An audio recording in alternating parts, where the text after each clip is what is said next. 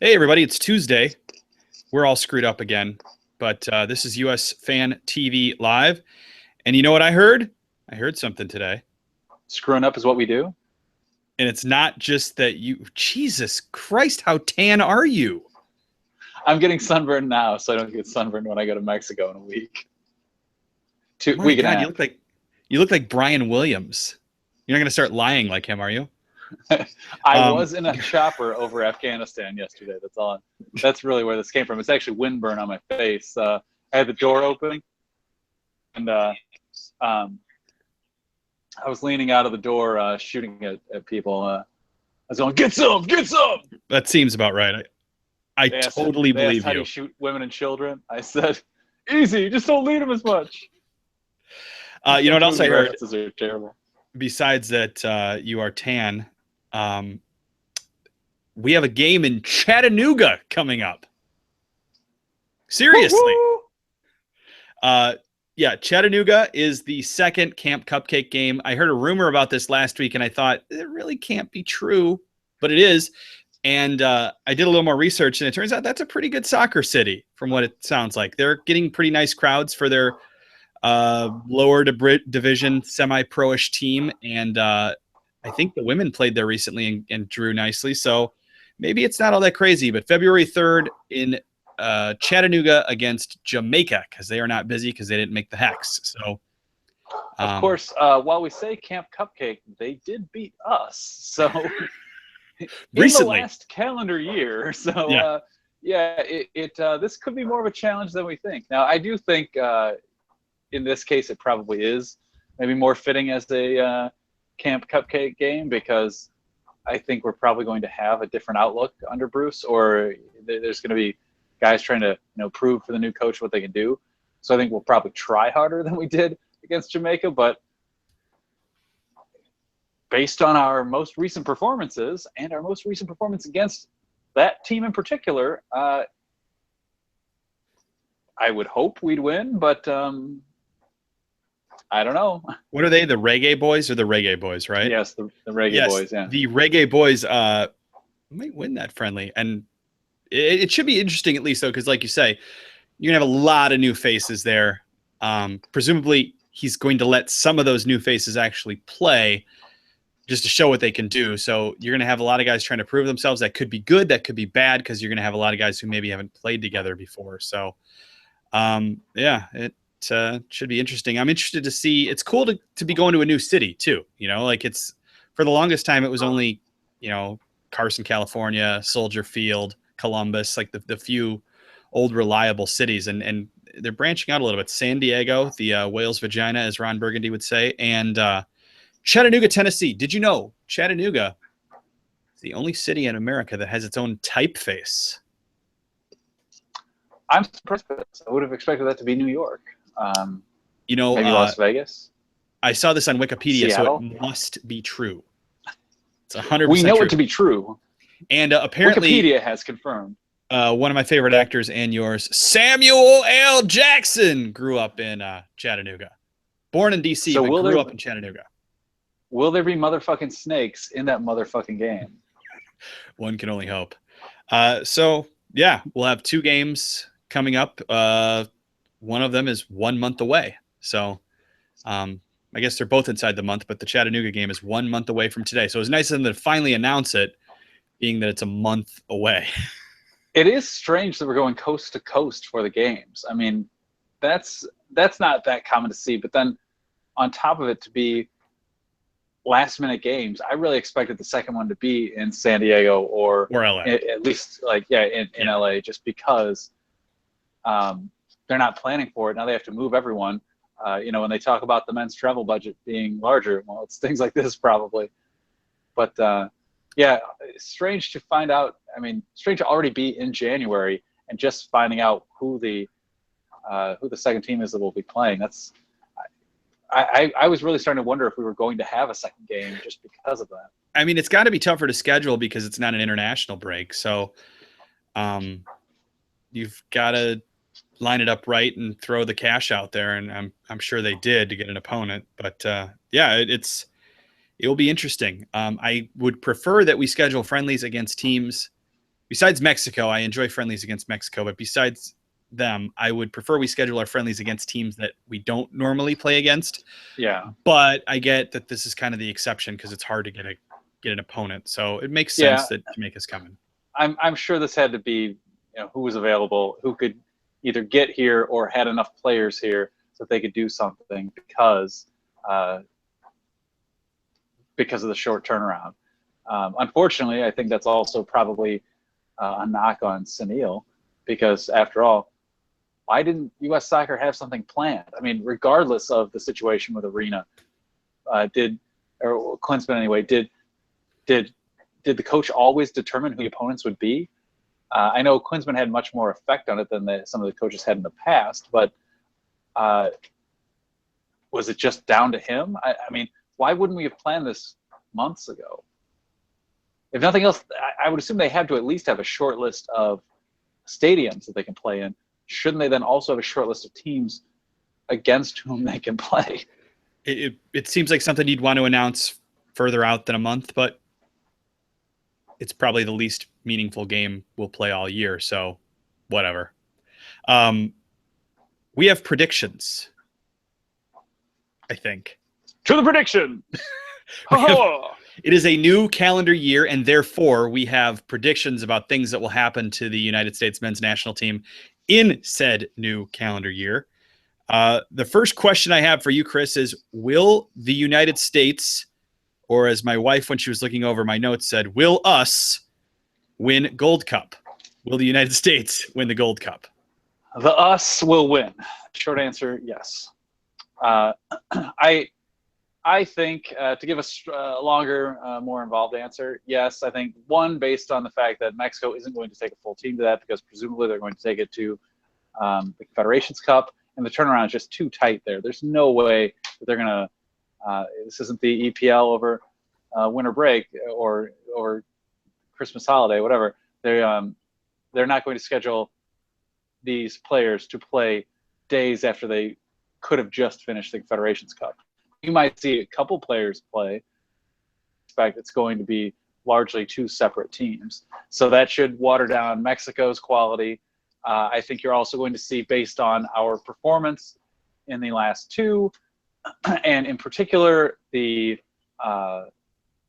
last year's Gold Cup and then the playoff for the Confederations Cup, I think there's going to be a much deeper commitment to it for the U.S. And then you've got Bruce just wanting to set his mark. So he's not going to, I think, screw around with the lineup. He's going to set a chance to win. So I would say if we don't win, there are much larger problems afoot. Yeah, I would agree for the same reason. Largely, the biggest reason being that I don't think Mexico will be able to take it as seriously as they're taking qualifying and then Confederations Cup, presumably. I'd rather win Confederations Cup if I were Mexico than win the Gold Cup, but maybe they really want to win the Gold Cup so they can get in next year's or the next Confederations Cup. Maybe they're like Arsene Wenger and they just want to qualify for the next one rather than win this one. But well, there's a good chance that this is the last one. There's talk that they're going to end this after this and create a more involved Club World Cup, or a more important Club World Cup. So they may be turning their focus. I mean, after all, this was really just created as a test to see if South Africa wouldn't screw up the World Cup, and then they've just gone to locations that they kind of needed to keep testing. Are you going to screw this up? So it wouldn't surprise me all that much if maybe we saw it for a couple more. Well, we saw it through the next one too. Yeah. Yeah. Are we going to have to do that one in the winter? Slaves build these stadiums in time. Yeah. So back to the question. Yes, I think we will win it. I don't have the most confidence in our team right now. I'm kind of riding down, and it seems like, at least under Klinsmann, whenever my confidence got pretty low, they do something good then. So my confidence is kind of at an all-time low for this team. So maybe they're going to do something good, and maybe that's win the Gold Cup. I think, yes, I agree with you. I think they will. So how about this question then? Will the United States of America win at Azteca? That's a hard one. My part of me says for the same reason that they're going to commit to the Gold Cup, there's also going to be a renewed commitment, renewed effort to not look like we did in so much of the last year, not look like we did the last 2 times we played Mexico. So I think there may be a more concerted effort to win. Now, having said that, hey, we did just win at Azteca. So we've kind of, just as, Mexico broke the monkey on their back that was, killed the monkey on the back, whatever you call it, that was Columbus, we just did the same thing at Azteca. So, and we have been getting closer to a result anyway there. So I think it was coming. It's such a hard place to play. I'm not confident in that one. I'm less confident in that one than I am in the Gold Cup, but I think there's a good chance. I could see us swapping home games this go round, because we're determined to get a result after kind of being embarrassed in Columbus. Now, having said that, I wouldn't bank on it. It's CONCACAF. It's an away game. It's Mexico. So we already know the refereeing is going to probably be suspect. There are a lot of outside issues. Then you've got the fact that we're guessing at even who this team will be. I mean, we can know some of them for sure, but Bruce is going to have his own ideas. And until we've kind of seen probably in March what that really means, who knows? I think no, we will not win it. And Mexico's playing really well right now. It comes down to this for me. We're not playing well, although that could change quickly, especially at the international level. They are playing well. We haven't done well at Azteca, except for the that win in that friendly and then the draw. I don't think we're going to win. I don't think we'll even get a result there. I think a result is probably maybe at best what we do. I don't think we'll get embarrassed because I don't see Bruce going off the deep end. He's a little more conservative as a manager, and I don't think he's going to come out in a formation that's going to get us embarrassed. But I think we'll lose 2-1 or something like that, and they'll get to chant Dos a Uno at us or something along those lines. I will say, if you've been there, maybe I'm wrong, but Azteca on TV lately, because of the construction, makes it look a lot less intimidating. It just looks different and it sounds different and it doesn't feel quite as intimidating as it once was. Maybe I'm wrong on that, but at least it looks that way on TV. So maybe some of that factor is gone since they're freshening it up a bit, making it a bit more corporate. But I don't know. I still don't think it's going to matter. I think Mexico's going to win that game. Off topic, but I guess sort of related. The lighting system in that stadium, I think, is the greatest lighting system I've ever seen in a sporting event. It looks like daylight there in a night game. It does. Like, the lights, the money they must have put into lighting and like how evenly it's lit across the field, and it's all lit at daylight temperature. I mean, I'm in awe. I mean, I've never seen. Normally, I mean, a lot of sporting events, like say football games in this country, are much better now. It's not like everybody's walking around with 4 shadows around them anymore, but there's still something there. Like I've watched games, the night games there, and you could, if you told me it was daytime, I'd be like, oh, this must just be a replay. I mean, I would believe it. Yeah, it's, and we will get to see it in person if all goes as planned. If Indeed. if we actually get to go on that trip as we're planning in June, and we don't get kidnapped or anything on our way out of the airport, we'll get to see us. So listen up, friends who are watching. Don't. Yeah, friends in Mexico, if you could please help take care of us. We want to come visit your country and eat your tacos al pastor and drink some beers and check out your stadium. And if you could help us to not get kidnapped, or at best maybe just hitting the head with a D battery, we'll see. But that should be fun. I really have always wanted to go there. I'm looking forward to it. Hopefully everything works out and we do get to go. And we'll do USfanTV from Azteca. I scared a former boss of mine when I told him that I was kind of looking forward to the chance of having like bags of piss thrown on me or something. He was like, "What?" I was like, "Can you imagine the atmosphere?" I was like, "That'd be insane." He's like, that sounds insane. It does, but I understand. Who will get their first cap for the United States men's national team this year? I'm going Cameron Carter-Vickers. I think Bold choice. we will. Yeah, I don't know that that's too extreme there, but I'm hoping that we will finally cap tie him. I think we've got enough options or enough games coming up that if he could get some playing time, hopefully he can get on the field for that some team he plays for.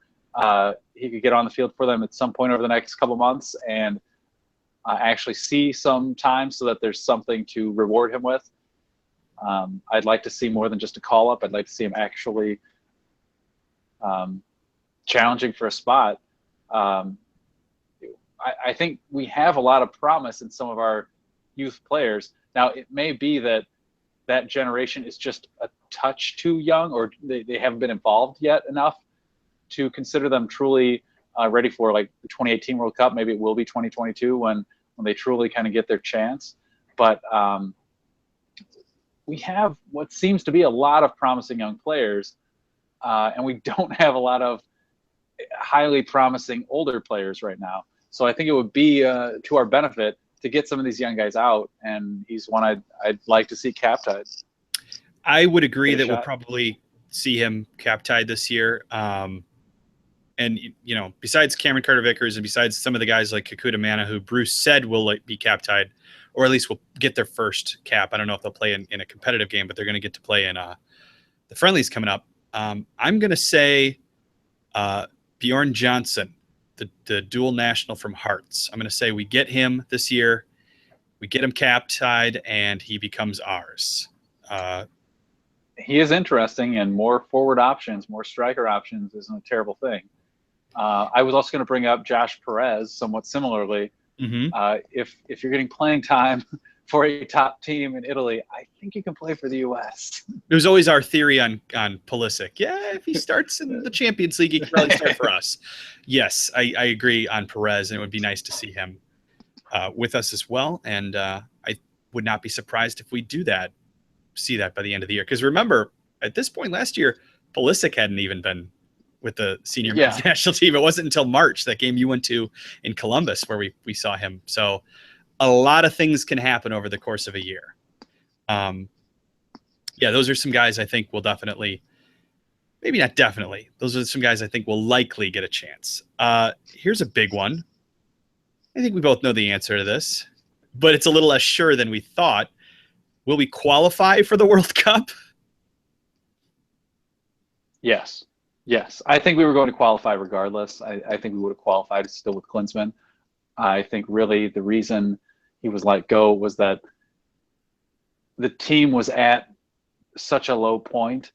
You couldn't dump all of them. You had to dump something. You had to change something. Mm-hmm. So you dumped the coach, because what happens if come March, this is still the team mentality, and then you're really in trouble. I mean, you lose those games, and now you're really starting to sweat things. Because, there's still plenty of points to make it. And all we have to do, realistically, is make it into the top 3. And if we can't make it in the top 3, I'm not counting the 4th spot in the playoff in Azerbaijan or whatever it's going to be.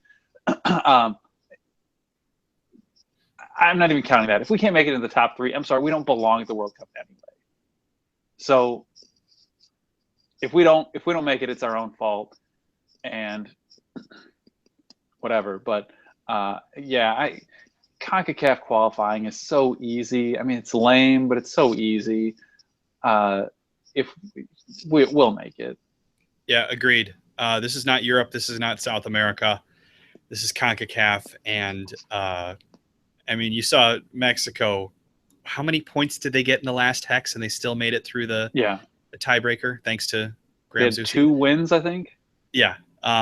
So, even if we do get into that tiebreaker, we still have a solid chance at winning that. So yes, I think we will qualify. Although I think maybe it's in the second or third position. I really don't think we're going to win the Hex, but I don't really care at this point. I just want to get in. Will we see a guy named Landon Don Ovan? Don Ovan, some guy who I saw in a commercial once. Will he play for us in 2017? You get the ball, you pass with that guy. He's our best player. It's hat trick, Rick. I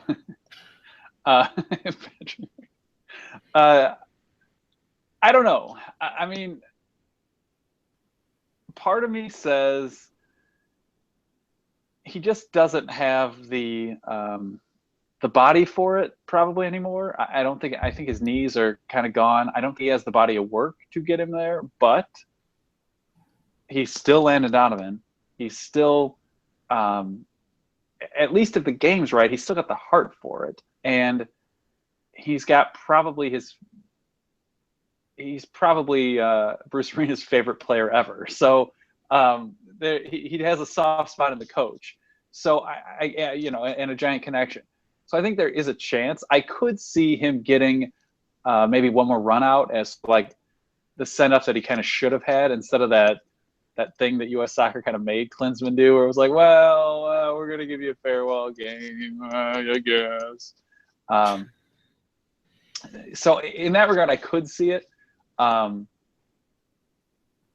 mean, if he got it in March and he played well, in terms of, a guy who comes on in the last 15, 20 minutes, I still would put him above most of the other options. I wouldn't throw Chris Wondolowski out there anymore. Oh my God. I wouldn't have put him out there 4 years ago. He's still capable of doing that job, and he's still got the talent to come out at that point and make a difference. He doesn't have the speed he once did, but he's got guile and little tricks up his sleeve, kind of things that he's picked up over the years from being a veteran, from having played at professional level for so long. He still has things he can offer. Now, having said that, he's not the future of this team. He's not even the current of this team.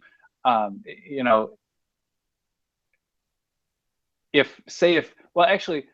I'll put this caveat in. If Dempsey doesn't come back, I think we see Donovan come back. If Deuce is back, I think it makes Donovan less necessary. But I could see if Deuce really has to retire, I mean, if his heart does not let him come back, then I could see Donovan getting a run out. It's sort of in the same role, basically the role that I kind of think Dempsey should be playing at this point anyway, which is more of a super sub.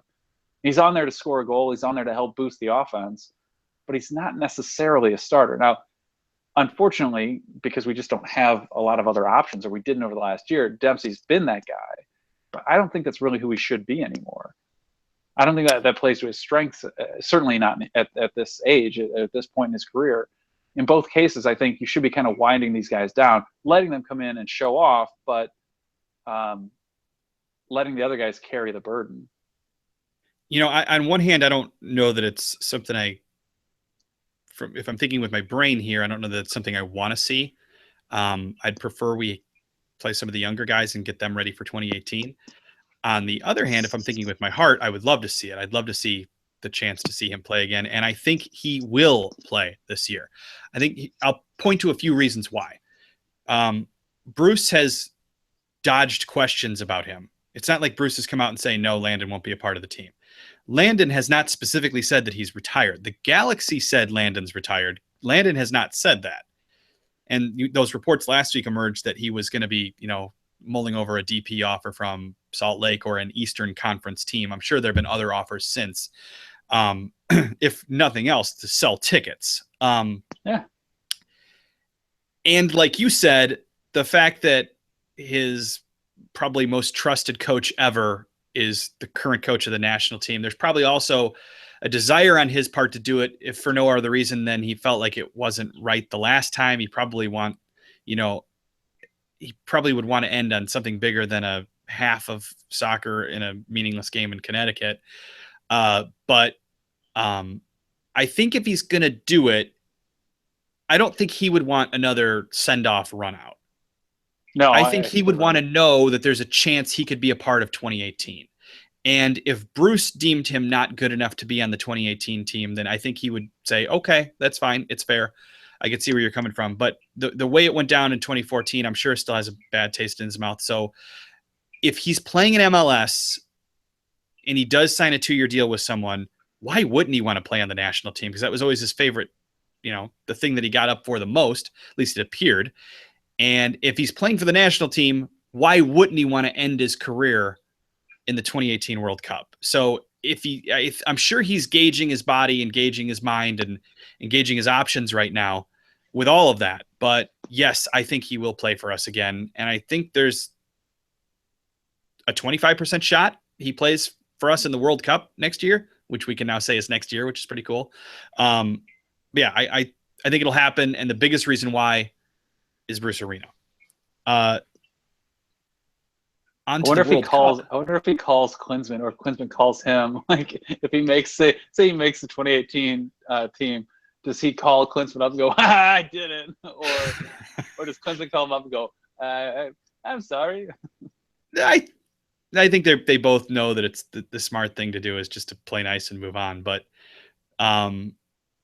I could see if, let's say there was a similar scenario to 2014, and let's say Landon buries that goal instead of Wando shooting it over the bar from Wandoing it 7 feet out or whatever it was.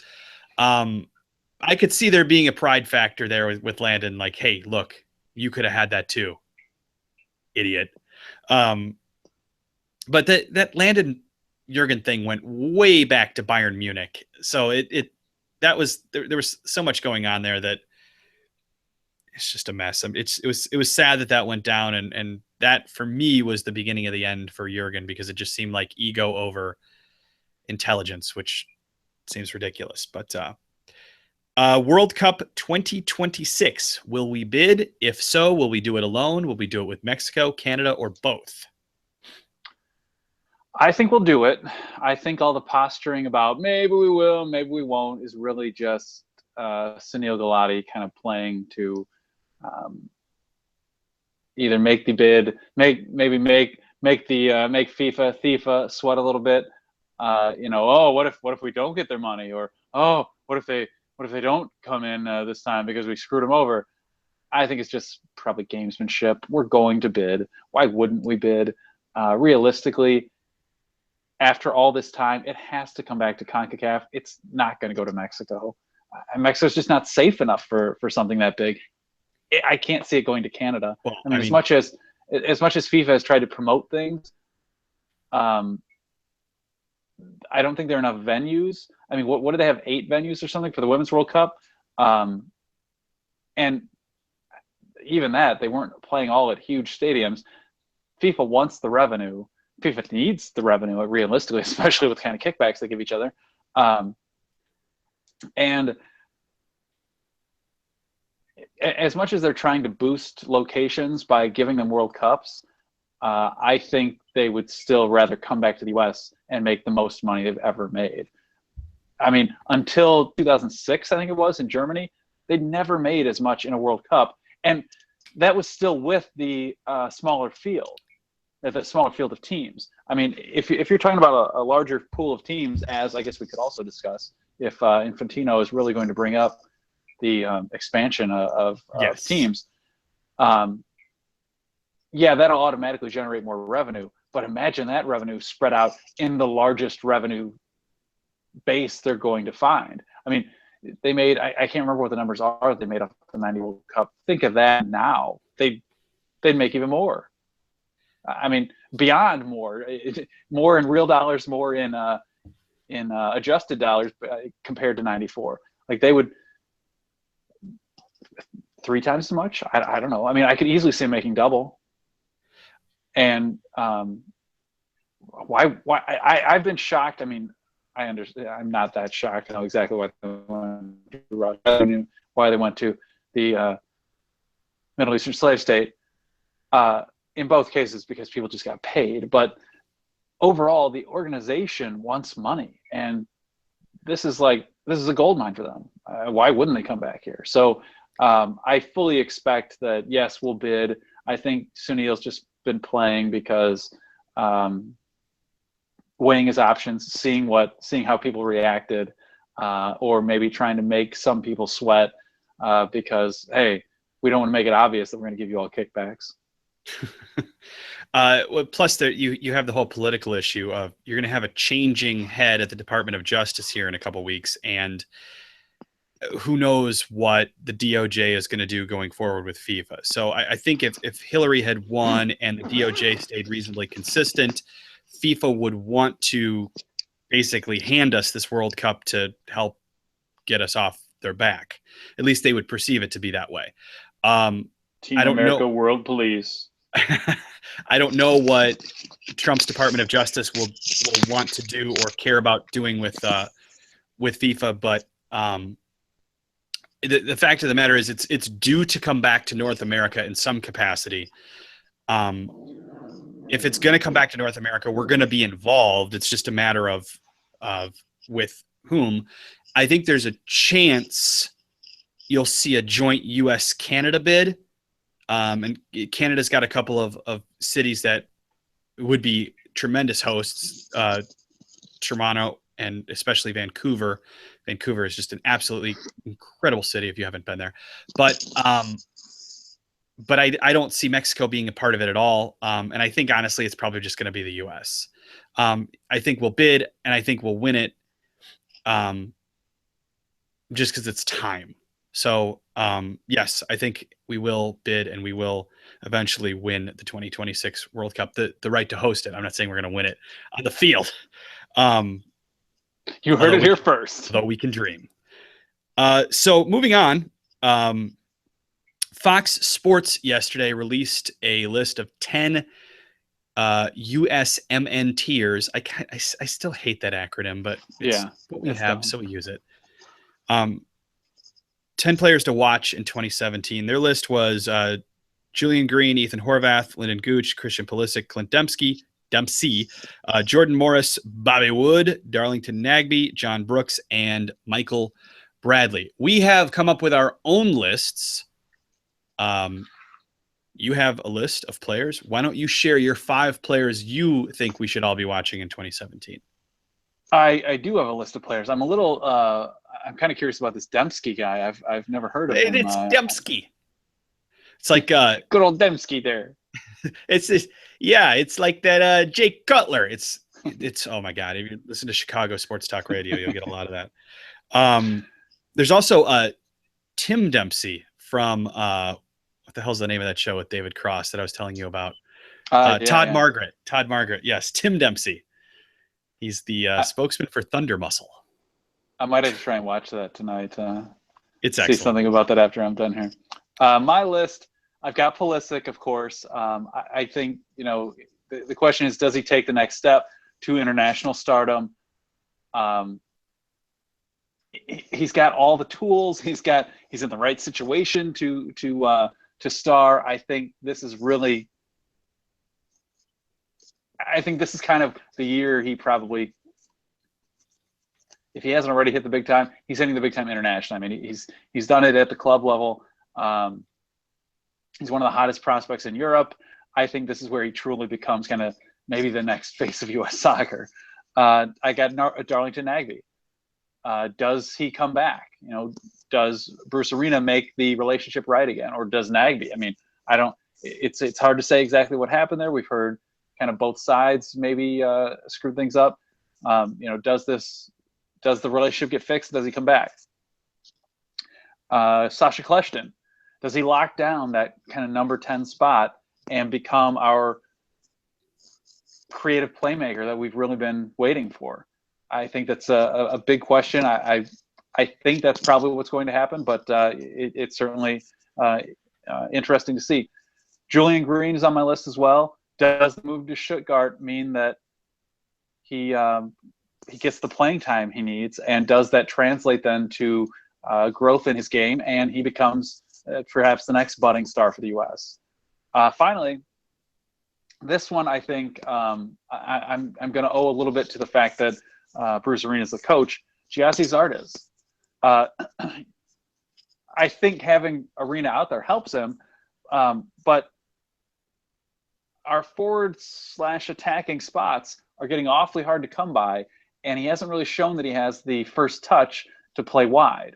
So what do we do there? I mean, his speed is awesome. He seems to kind of find ways to score, but right now he's behind Bobby Woods, certainly. He's behind Josie, of course. He's probably behind Jordan Morris. It's interesting to see as he's kind of recovering from injury. Does he get the comeback? Does he make the return to the team? I would think, since Bruce kind of groomed him and brought him up in MLS, that he's got probably the best shot of anybody but maybe Landon Donovan to sort of make a comeback right now. But I don't know. So he's my fifth one. I'm certainly interested to see what happens. I mean, yeah, I think you're dead on with Jossie. With Bruce there, he's going to be on the team in some capacity. It's just, does he take that chance and run with it, or do we see issues with his first touch and things like that again that maybe cause him to drop out? Because it is getting kind of competitive up top. You have guys like Aaron Johansson who aren't getting a sniff right now because there's just a lot of guys ahead of him. So yeah, I didn't even think to put him on the list.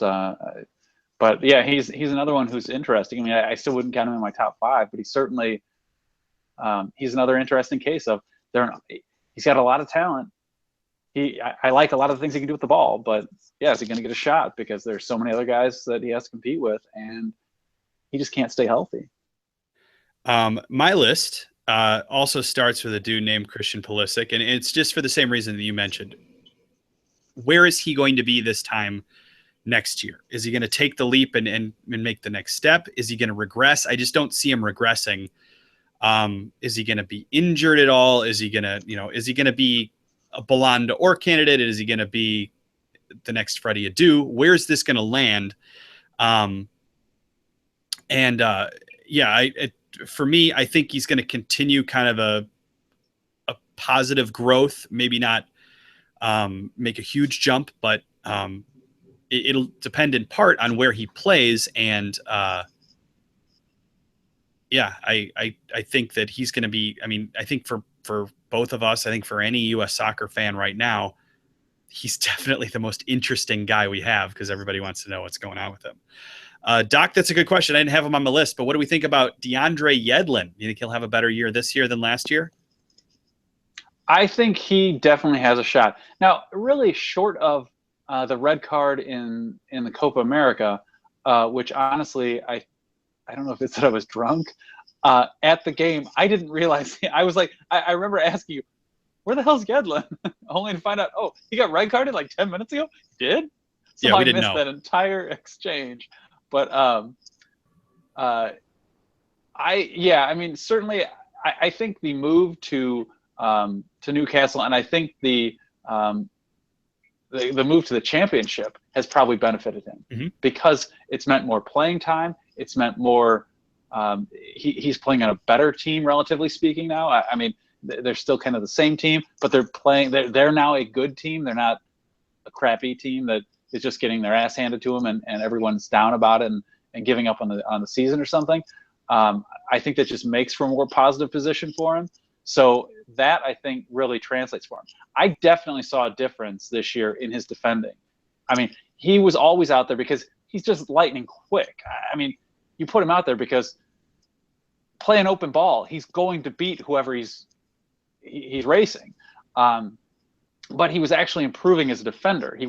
He's still not our strongest right back as just a defender, but he's certainly improving. And when you combine that with the offensive talent, I mean, how can you can't teach that speed.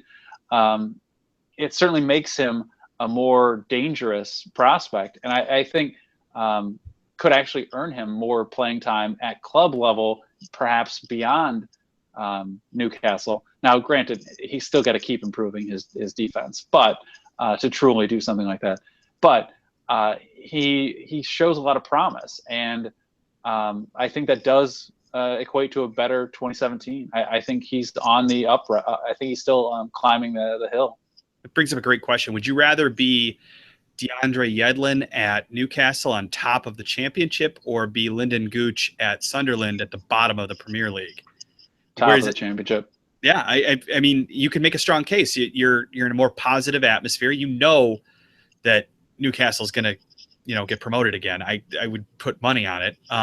You're at a big club. I mean, you're at a very good big club, albeit in one league down, but you know what you're going up, and the negative atmosphere that's around some of those teams that are in the relegation battle at the Premiership level is incredible. We saw what happened to Bob Bradley. So, I think. And the problem is like Gooch. I mean, he got injured and suddenly he was out of the lineup, and it's that there's just more competition, there's more challenge, because you're on a crappy team, you're grasping at straws. So every day is kind of your last chance, or the could be the game you get swapped for somebody else. On a winning team, you have much greater opportunities, or a greater number of opportunities to succeed and to fail. So your losses don't seem as hard. Your victories don't necessarily mean as much in a lower level, but your losses, when you're a good team, don't seem to hurt as much either. And so you can look at, this is where the team failed or something, instead of this is where you screwed up. And I think that's hard for somebody like Gooch, who at such a young age, to be right on that edge where, hey, you got hurt, sorry. And everybody faces that, but when you're still kind of up and coming, when you haven't seen this happen over and over, you don't understand it as much. You're not as used to it. You're not as comfortable with it. And so I think it can become a larger challenge for you than it does otherwise. So yeah, no, I would definitely, if I had the choice, I mean, that's a bad omen. That Deuce does not stay up. When we're talking about, taped that thing like 3 times.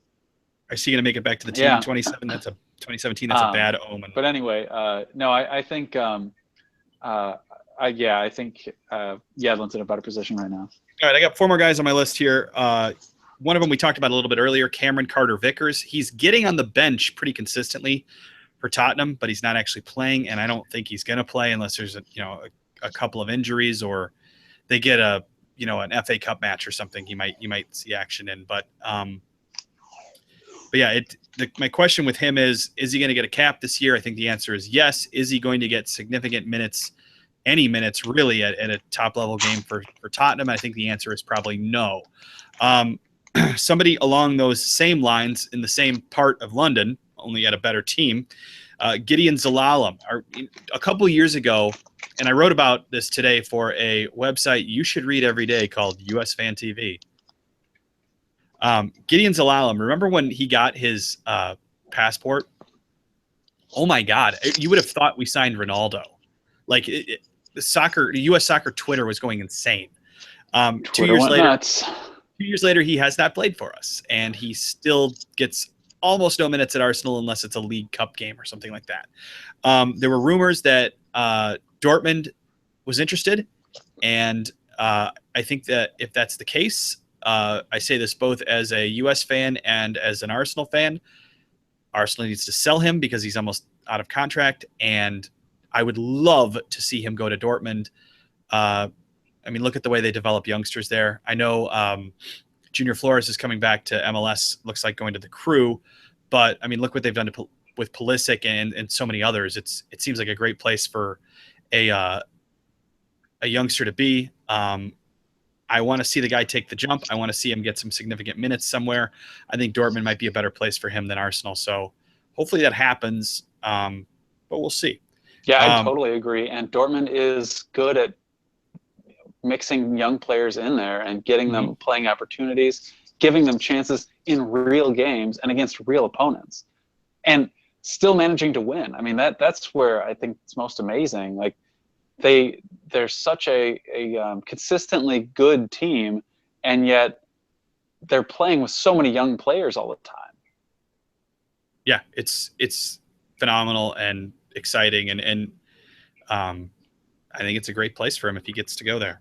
My last 2 guys are both goalkeepers. My number 4 pick is Brad Guzan. he actually played in the Premier League the other day and got a clean sheet for Burrow. But it's still, I assume that the deal's in place to bring him back to Atlanta. But, you know, what if something happens? What if Burrow's first choice gets hurt or something like that? And do they keep him? I don't know. So I'm interested to see what happens with Guzan at the club level. I think the right thing for him is to come back to MLS at this stage in his career, get some more guaranteed playing time, cash a big paycheck for him too. You know, I wonder if at the end of this calendar year, if he's going to be our number one like he is right now. I think there's a chance that that's no. Ethan Horvath is my number 5 pick. He is going to Club Brugge. Are you rubbing sandpaper or something? No, why? I hear a lot of scratching and rubbing. I like mice eating I'm the cord. masturbating. Hold on. Maybe I'll try zipping my jacket up here. Maybe my cord is hitting my jacket. Waxing something? What's going on? I'm waxing my taint. That's better. I think it's gone. Ethan Horvath. The deal went through to Club Brugge, I think yesterday or today. I don't remember when I saw it, but it is happening. He's going to play there. I liked what I saw briefly at the end of last year with him. And I think he has a chance. I think if it's not going to be the big two, Guzan or Howard, I think it's either Horvath or maybe because it's Bruce, Bill Hamid gets back in the mix. Hamid looked like a sure bet a couple of years ago. Not so sure of a bet now, but for me, I like what I saw from Horvath, and I want to see more from him. I like the situation he's got going on at Bruges. We'll see. But I think by the end of 2017, there's maybe a 50-50 chance we'll see somebody other than Tim Howard or Brad Guzan as the United States number 1. What do you think? Are we sticking with those guys, or are we moving on at this point? I could see them making it through 2018, but I do think Horvath is probably the future. Now, granted, yeah, like you said, Hamid was the future a couple years ago. Sean Johnson was the future probably 4 years ago. And, Sean Johnson is nowhere to be seen. Hamid has fallen down. Yeah, there are a lot of things things that can go wrong there. But I think Horvath moving to Club Brugge is big because it is moving him to a higher league. If he can go show well there, I think probably, yeah, you're looking at he's going to a top league, and maybe we'll have our first U.S. keeper with hair since Casey Keller lost his. Casey Keller had hair, yeah. I was going to say that's been it. Keller and Friedel, basically, when they both still had some hair. So, yeah, this is a big move. I realized in my notes that we hadn't spoken about him yet, so I was starting to wonder, I wonder if he's in your list, because I was going to note him as one of my next 2, 3, 4, whatever, kind of didn't quite make my 5, but certainly are interesting and certainly have a spot or will mean something. Just leave it alone. Deuce does not want to stay up. Man, I've taken that thing 3 times now. Klinsmann I can't get rid of. It's almost like the real guy. Yeah. So anyway, I agree. He's or Horvath is an interesting choice for 2017, or an interesting guy to see what'll happen in 2017. Christian wants to know what we think about the NWSL players going to Europe. He says it's concerning. I think it is if you're the NWSL for sure, but if you're one of these players who's maybe tired of dealing with U.S. soccer's ongoing dispute with the women, it's safer money at this point to go to Europe. Crystal Dunn went to Chelsea today. Alex Morgan went to Lyon last week or the week before. I would not be surprised at all to see a couple more go. And the question is, how many of these big stars making the jump will it take before we have yet another version of women's soccer in this country folding? I don't want to see that happen. So hopefully the two sides can come together on this. But what I've always said about this labor dispute, since they're paid in different ways than the men, unless you're going to blow up the whole structure and just pay them per appearance like the men get, you've almost got to keep some of this contract deal in place where they get their club salary subsidized if they play here by U.S. Soccer. And if you're doing that and you have your upper echelon stars like Carly Lloyd pushing this, because Carly Lloyd wants to make as much as, I don't know what the comparable player is, maybe Michael Bradley or something like that. Hope Solo wanted to make as much as Tim Howard. She was willing to fight him for it. I bet she would. Is that going to then hurt players like, say, I don't know, what's her name? Sydney Leroux, who just had a baby. She was able to have a baby and still get paid because the women get maternity leave in their contracts with U.S. Soccer because they have a different structure.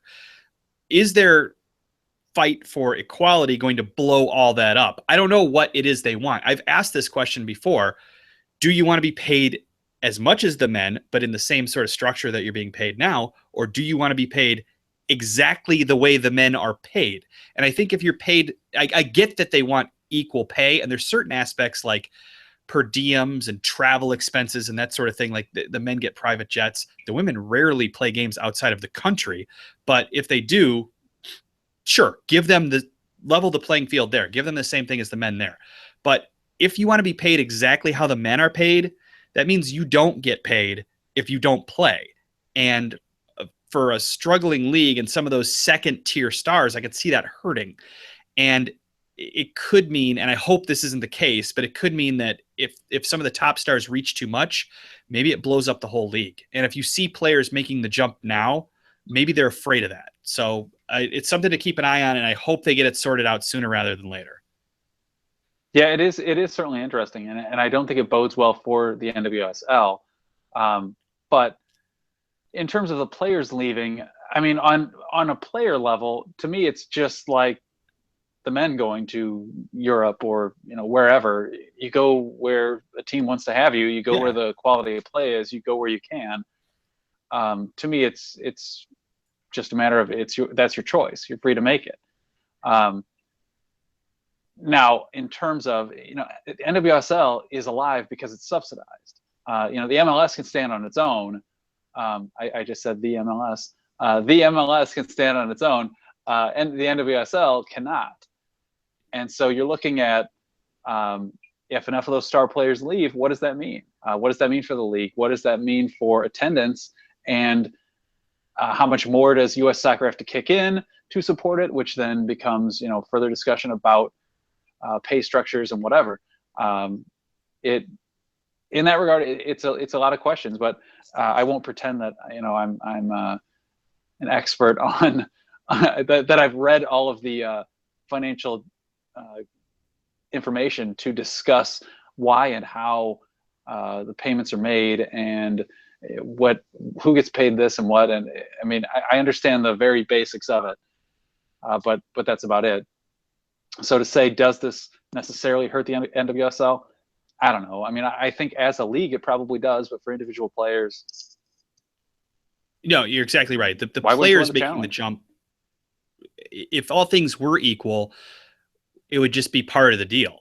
It'd just be leagues competing with one another to sign the best players. But since the NWSL is, it's been in different forms over the last decade or so, and it needs help to really make a foothold. I don't want to see this labor dispute blow the whole thing up. I think there's definitely a place for it. I think that I want it to succeed.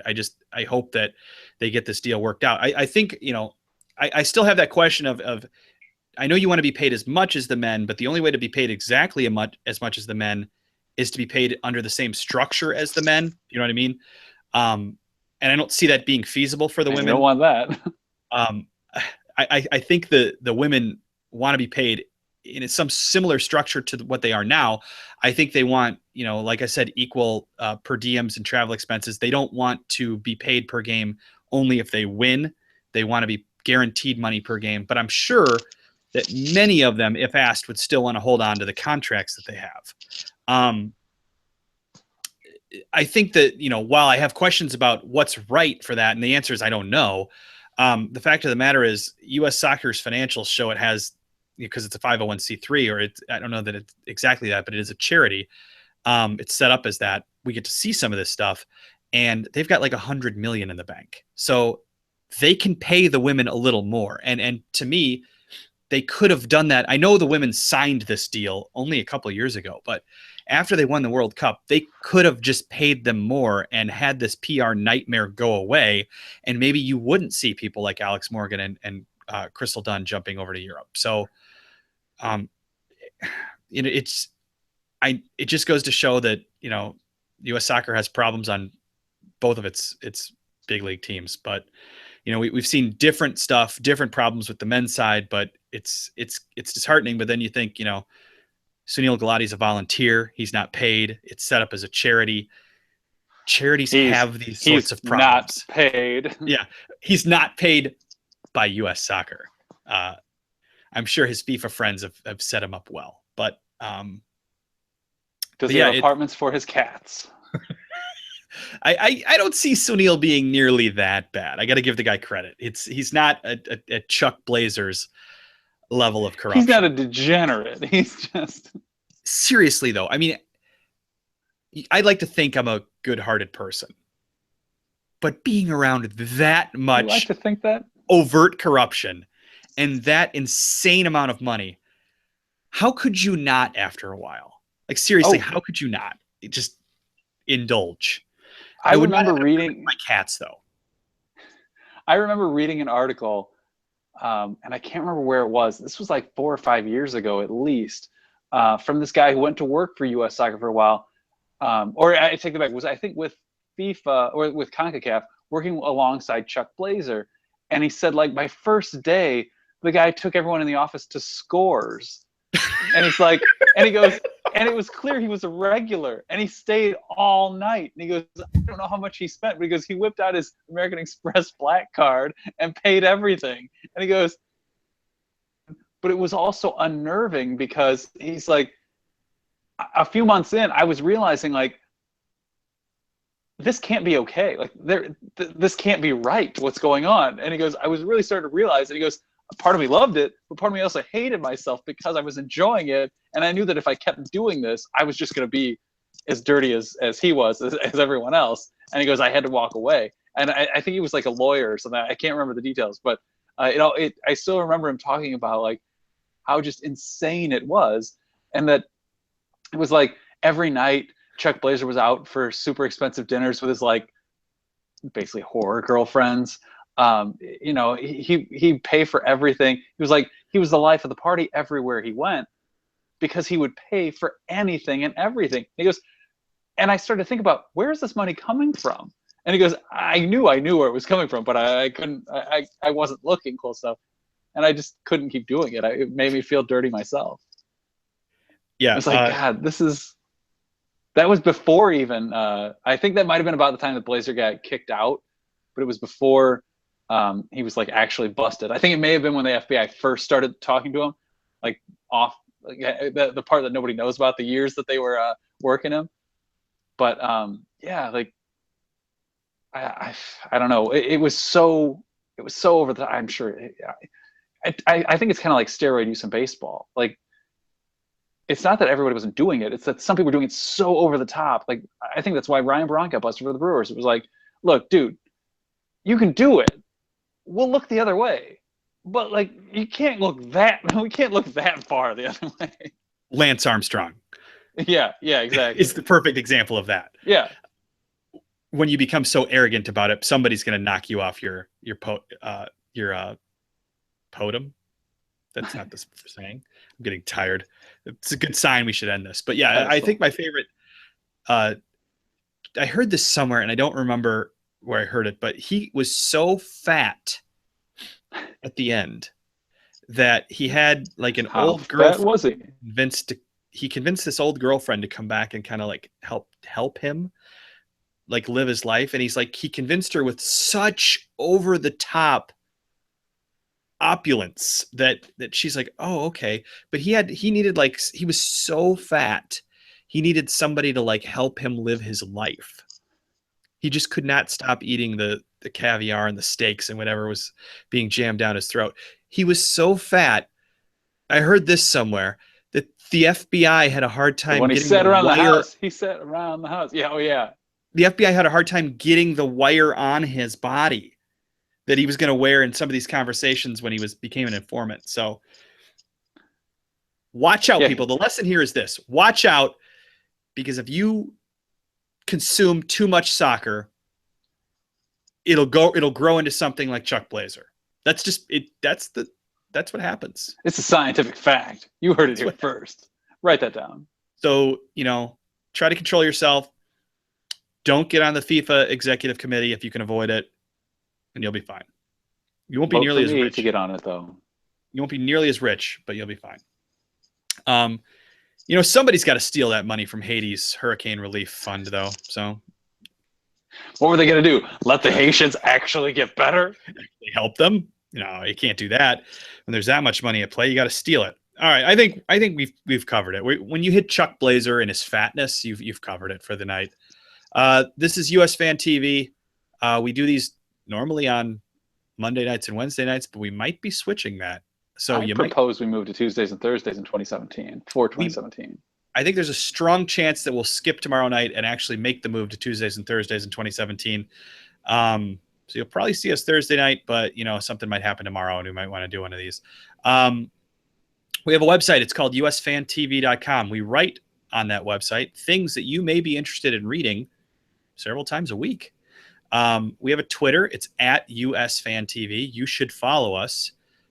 We have a Facebook, USFanTV. We don't do much there, but maybe give us a like on there just because you enjoy this this crap that we're throwing out at you right now. We have Instagram.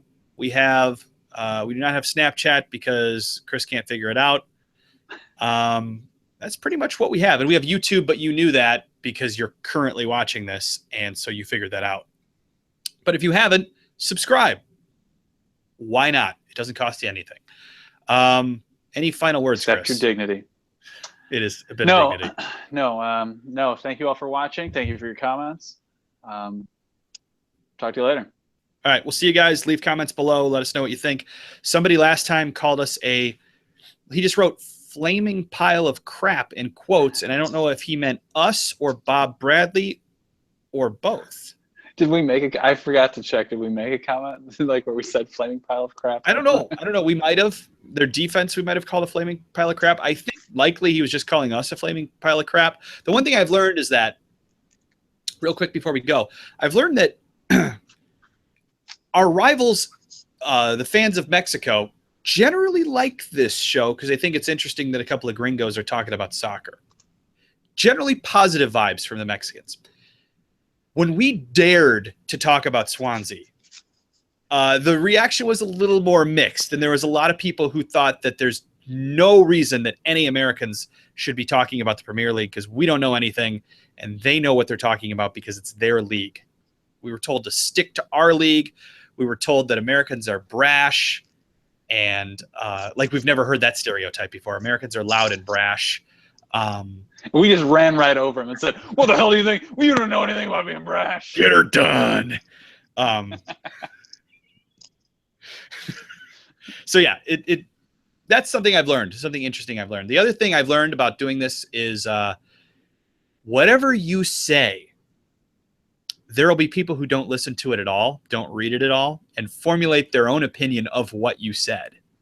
So just pin whatever you want on us. We don't care. So yeah, leave your comments. Actually. Leave your comments. We don't care as long as you watch. Have fun with it. Do what you want. We'll see you Thursday, I think, probably. Good night, everybody. See ya.